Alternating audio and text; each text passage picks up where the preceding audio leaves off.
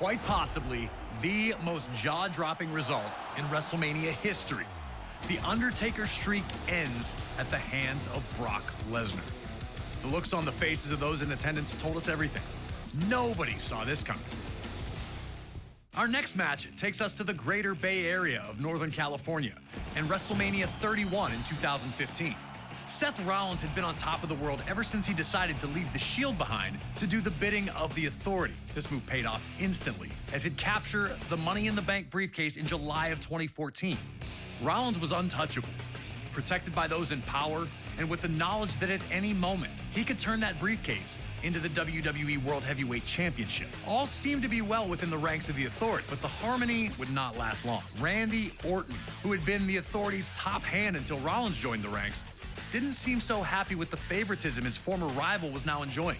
This would come to a head with Rollins attacking Orton following a tag team match, connecting with his vaunted stomp to make it clear that their association was now over. The Viper was furious, attempting to get revenge, but never quite finding it.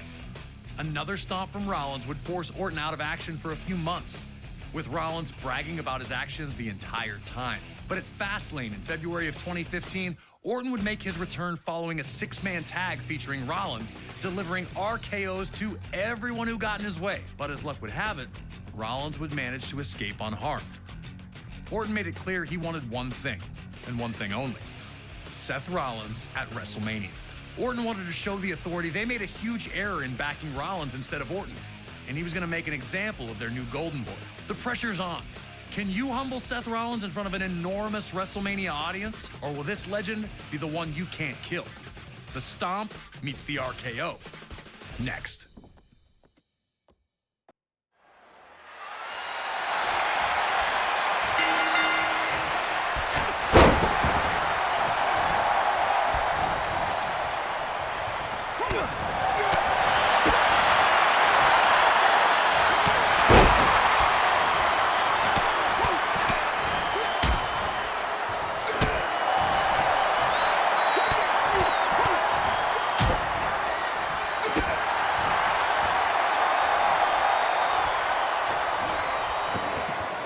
Orton and Rollins struggled early to take command of the match, mirroring the struggle for power the two had while both associated with the Authority. Orton was all business. He knew that Rollins was dangerous, and he wasn't going to make any mistakes just trying to show off. Rollins, on the other hand, wanted to make his mark on the event, and he knew that a victory over Orton would send a message to the entire WWE roster. This need to make a statement almost cost Rollins when Orton followed up a dropkick with an attempt at the RKO. Was Rollins' arrogance going to cost him? Did he respect Orton's ability at all?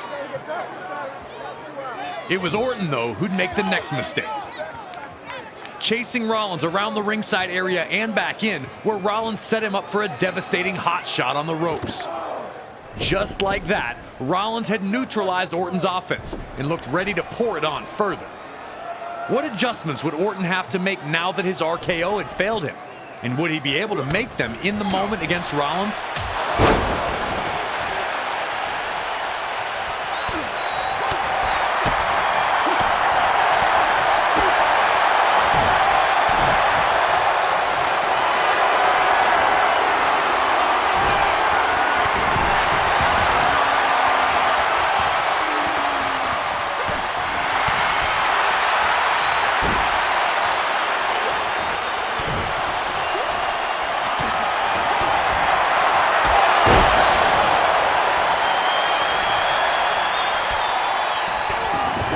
Orton wanted to try for another RKO, knowing that the quick strike would be the end of Rollins whenever it hit. Every time Orton seized control, those two goons in Rollins' security would try and distract Orton, or even outright interfere. With the backing of the Authority, officials were hesitant to disqualify Rollins, or even have his security removed. With Rollins temporarily halted, Orton would look to remove Rollins' security from the equation himself. Was Orton making a mistake by leaving Rollins to recover? While we all pondered these questions, Seth Rollins provided the answer by wiping Orton out with a breathtaking suicide dive. Orton had squandered his advantage in the match for now.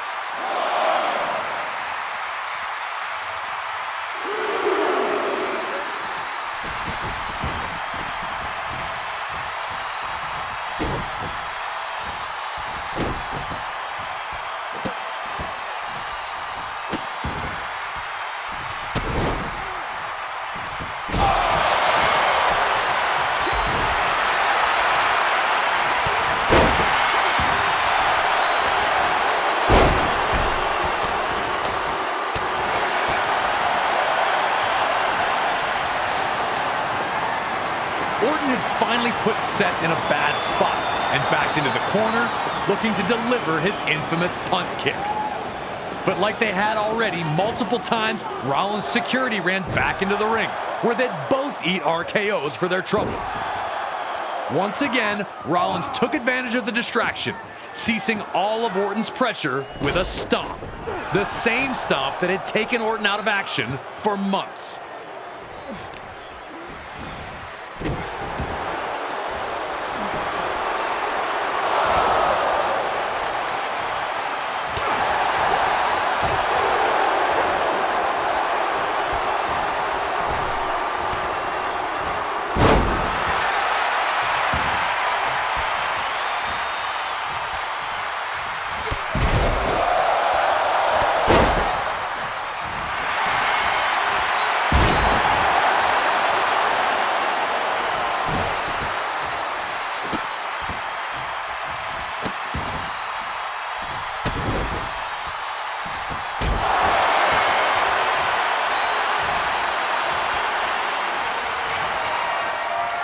Rollins would evade another attempt at the RKO as he had done throughout the match.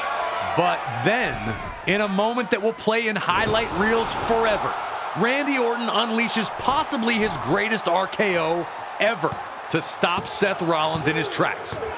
The Viper never looked better, expertly setting up his prey to make one wrong move so he could strike from, that's right, out of nowhere.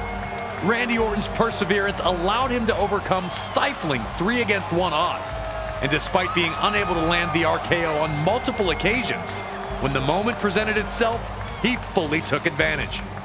Orton, now able to truly show the authority that they had backed the wrong guy all along. Doubly satisfying.